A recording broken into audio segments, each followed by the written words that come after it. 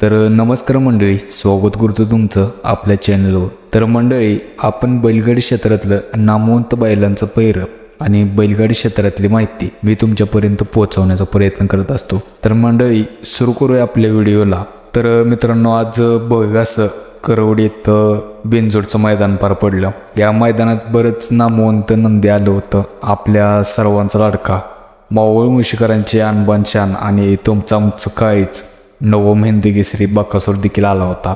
मित्रांनो, बकासूरची बिनजोड ठरलेली होती।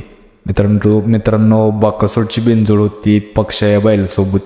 मित्रांनो, पक्षा आणि बकासूर या दोन बैलांमध्ये बिनजोड होती। मित्रांनो, बकासूर सोबत होता रावण आणि पक्षा याच्यासोबत होता किरणप्पा कालगावकरांचा पिस्टन। मित्रांनो, पिस्टन आणि रावण आणि बकासूर आणि पक्षा, मित्रांनो ही दोघांची जोड होती। मित्रांनो, बकासूर आणि रावण आणि पक्षा आणि पिस्टन, मित्रांनो भव्य असं मैदान झालं। पण या मैदानात मित्रांनो बकासूरच्या शर्यती वेळेस पाऊस झाला। मित्रांनो, पाऊस असा होता की खूपच होता, फाटीत पाणी झालं होतं।